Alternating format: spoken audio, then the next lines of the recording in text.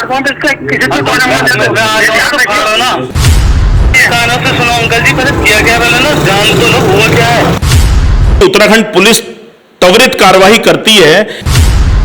लड़का अकेला था, कोई किसी एसपी से नहीं गया, सारी से नहीं गया, इन्होंने बिल्कुल नहीं सुनी और मेरा बहुत मिलाइस को डाल दिया।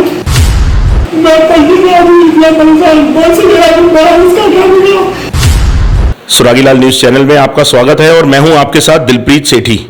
आज जिस मुद्दे को लेकर हम आपके समक्ष आए हैं वो एक ऐसा केस है, क्राइम केस है, मर्डर का। काशीपुर का एक लड़का है जिसका मर्डर कहें या आत्महत्या कहें, ये तो बाद में जांच के उपरांत ही पता चलेगा, परंतु वो लाश मिलती है उसकी देहरादून में। काशीपुर का ये लड़का है अंकित शर्मा। इसकी 2 साल पूर्व फेसबुक पर मित्रता होती है आकांक्षा पवार नाम से एक लड़की से।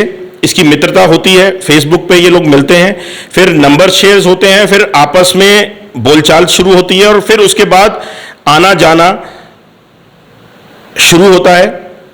अंकित शर्मा जो है वो पंडित जगदीश शर्मा जी का पुत्र है और पुत्र था और वो यहाँ पे लगभग टेक्नीशियंस का काम करता था, मैकेनिकल टेक्नीशियंस का काम करता था। यहाँ पे गरीब परिवार है। पंडित जगदीश शर्मा जो हैं वो चौकीदारी का काम करते हैं।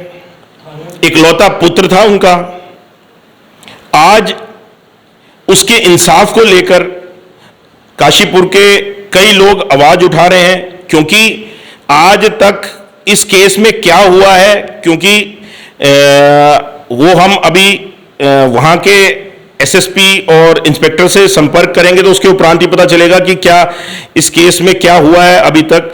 परंतु इनका कहना यह है कि कोई फोन नहीं उठा रहा और कोई इंसाफ नहीं कर रहा। 26 तारीख की बात है, ये घटना 26 तारीख की है। 26 तारीख को अंकित शर्मा काशीपुर से देहरादून के लिए जाता है और 27 तारीख की सुबह 9 बजे उसके पास उसका फोन अपने पिता के पास आता है कि मैंने जहर खा लिया है और आप आ जाओ।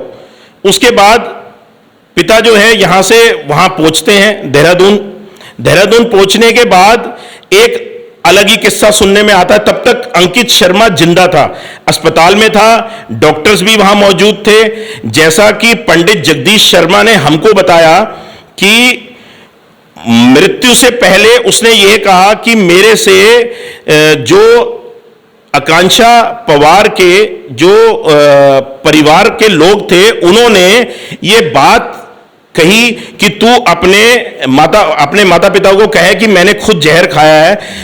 ये बात स्वयं अंकित शर्मा ने मरने से पहले अपने पिता को और साथ में डॉक्टर्स की मौजूदगी में भी ये बात बोली कि ये मेरे से कहा गया था। कहने को तो मैंने फोन करी लेकिन उन्होंने मुझे जहर दिया है।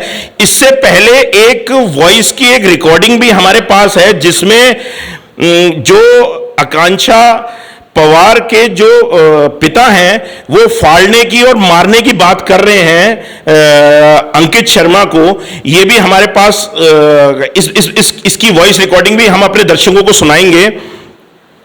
अब क्या कहते हैं, जगदीश शर्मा इकलौता पुत्र था, इनके खानदान का इकलौता चिराग था और गरीब परिवार है।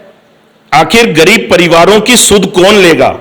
हमारे जो प्रदेश के अधिकारीगण हैं, बहुत समय बाद ऐसा केस सुनने को मिला कि जिसमें कोई कार्रवाई नहीं होती। उत्तराखंड पुलिस त्वरित कार्रवाई करती है, परंतु ऐसी क्या बात है कि जो आज 26 तारीख 27 तारीख से लेकर आज हम 17 तारीख में बैठे हैं और आज तक मर्डर में कोई गिरफ्तारी नहीं होती है। क्या इसमें क्या जांच के बाद ही उपरांत ही सारी चीजें सामने आएंगी निकल के? मैं गुजारिश करूंगा और अपने जितने भी हमारे अधिकारीगण हैं वो इस पे त्वरित कार्रवाई करें। ऐसे जो मानव हत्या है सबसे बड़ा पाप है। जिसने भी ये कृत्य किया है वो बख्शा नहीं जाना चाहिए। आपको हम ले चलते हैं पंडित जगदीश शर्मा जी के पास। पंडित जी, क्या कहना चाहेंगे आप? आपने हमें बुलाया इंसाफ के लिए, क्या कहना चाहेंगे? क्या कैसे ये घटना जो आपने हमें बताई, थोड़ा सा ये आप घटना की जानकारी दें कि अंकित शर्मा कैसे, क्या क्या है पूरी जो आपने हमें जानकारी दी, वो कृपया पूरी जानकारी दीजिए। मुझे उसने फ़ोन पे बताया कि पापा जी मैंने जहर खा लिया है उसने। और जब मैं डॉक्टर के पास गया, लगभग 1:30 बज चुका था, यहाँ से 9 बजे गया और 1:30 बजे गया था। और 1:30 बजे गया, मैंने उसके सर पे हाथ फिरा, मैंने बेटा क्या बात? बोले पापा मत कहो, कुछ भी मत कहना, ये जो है मुझे इन्होंने, इसके जीजा ने, इसके बाप ने और इसके भाई ने पकड़ा और ज़बरदस्ती जहर देकर मुझे नंगा करके सड़क पे फेंक दिया, पुलिया पे, दुर्गा कॉलोनी पुलिया है वहाँ, गली नंबर 10, वहाँ पे फेंका। और वहाँ के फेंकने के बाद में जो है इन्होंने डाल दिया। 108 से कुछ फ़ोन करा और उसके बाद फ़ोन करने के बाद में फिर जो है उधर को मेरे अस्पताल पहुँचाया। उल्टी कर दिया था उसने बार बार, कम से कम 1-1.5 घंटा अस्पताल में जाने के बाद लगा। और लगने के बाद जब मैं पहुँचा उसके बाद, तब उसने कहा कि मुझसे कि मुझे जहर दे दिया गया।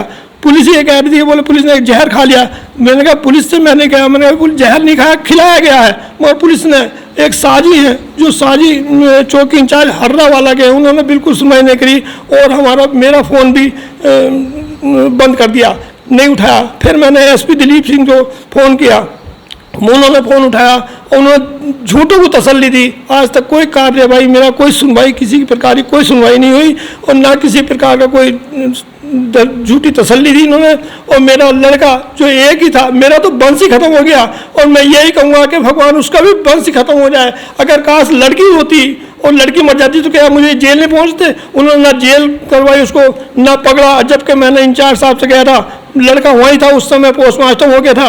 और मैंने कहा, मैंने इंचार्ज साहब मैं यह ऐसा है, उस लड़की वाले को बुलाओ और मैं उस लड़की से बात करूँ। मेरी कोई बात नहीं कराई और बात ना फ़ोन पे बात कराई, ना उन्होंने बुलाया थाने में। और बुलाने बाद भी फिर उसको जो है कुछ नहीं किया। उसके बाद में घर भेज दिया गया उनको। दरअसल जो आपने ये हमसे बताया कि उस पे चेहरे पे निशान थे और बिना कपड़े के था, वो आप जरा विस्तृत जानकारी दीजिए। एक्चुअली ये मानव हत्या बहुत बड़ा पाप है और ऐसे लोग जो भी ऐसा कृत्य करते हैं वो कतई बख्शे जाने नहीं चाहिए। और उत्तराखंड पुलिस तो त्वरित कार्रवाई करने में, मतलब पूरे देश में हमारी उत्तराखंड पुलिस का नाम होता है कि त्वरित कार्रवाई करती है। और खास करके ऐसी चीजों पे जहां मानव हत्या या खनन या अन्य बड़ी सारी ऐसी कार्रवाइयां जो हमारे उत्तराखंड पुलिस बर्दाश्त नहीं करती है। तो आप थोड़ी सी ये जानकारी दीजिए कि क्या था आखिर, वो क्या निशान, और जो आपने बोला वो बताइए। उस पर जब मैं गया तो उसके नाखून माथे से लगा के और पैर से नाखून, खरोंच के निशान थे। और उसके पीठ पे जो निशान थे वो किसी चीज़ के थे, जैसे कि मतलब कोई बेल्ट मारता है कुछ टाइप का। अब वो कह रहा था लड़का मेरा कि मेरे पसली में बहुत तेज दर्द है, मुझे मारा पीटा, बहुत ठंड लग रही है, पानी में उसको गिर दिया था।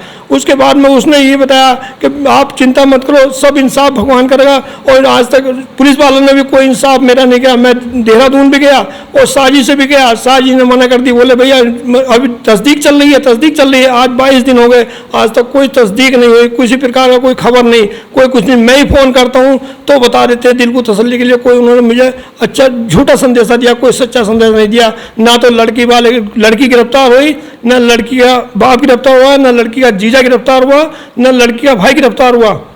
और ये और कह दिया कि भाई तसल्ली रखो, आराम के साथ तुम्हें जो है मैं गिरफ्तार कर रहा हूँ। हो सकता हो इन्होंने पैसे लेकर उसको दावा दाब दिया, और कोई दिक्कत कोई परेशानी नहीं है। बस इसमें ये है कि अगर इसकी लड़की होती तो मुझे या जेल नहीं पहुँचाते, या मुझे कुछ नहीं कर पाते ये, या मेरा कोई वंश जैसे डूबा है तो उसका नहीं डूबता। मगर ना, मुझे तो इंसाफ ये चाहिए कि भैया मुझे, मेरा मरा है तो तू भी अपने को मार दे और मैं उसको कोई नहीं कहूँगा, खून का बदला खून देते, मुझे कोई दिक्कत नहीं। या फिर मैं आ रहा हूँ तो मुझे भी मार दे, मुझे कोई दिक्कत नहीं, मेरे हाथ में वो शांति मिल जाएगी।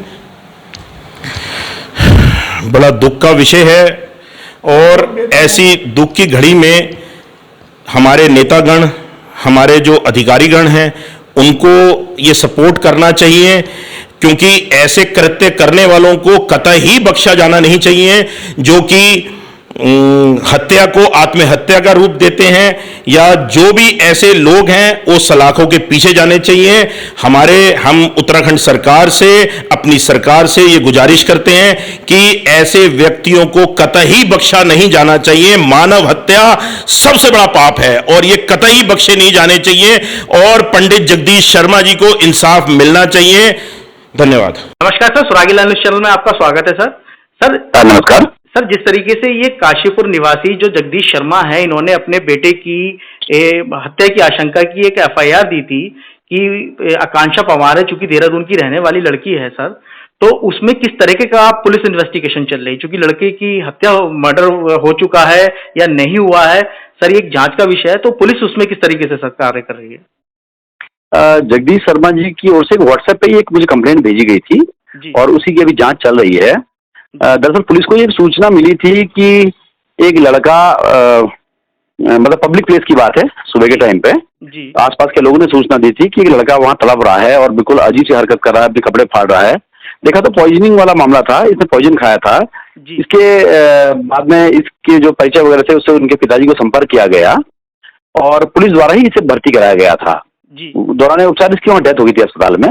बाद में इसके परिजन आए थे और इनके पिताजी का कहना था कि मेरे बेटे को पीटा गया है, उसकी पसलियां टूटी हुई हैं और उसे पीटते हुए उसकी हत्या की गई है। जी।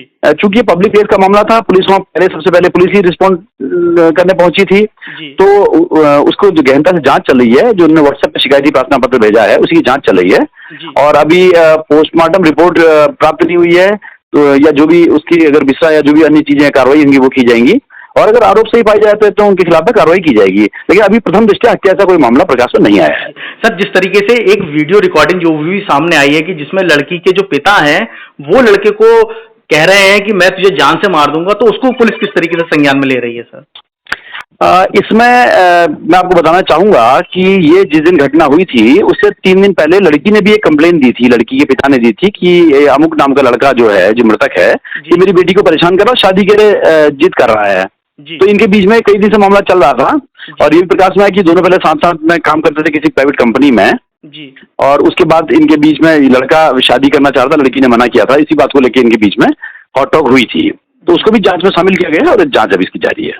सर, सुरागी लाल न्यूज़ चैनल से बात करने के लिए आपका बहुत बहुत धन्यवाद सर। धन्यवाद। धन्यवाद। उत्तराखंड की खबरों से जुड़े रहने के लिए आप हमें सभी सोशल मीडिया प्लेटफॉर्म्स पर सब्सक्राइब, लाइक और फॉलो कर सकते हैं। धन्यवाद।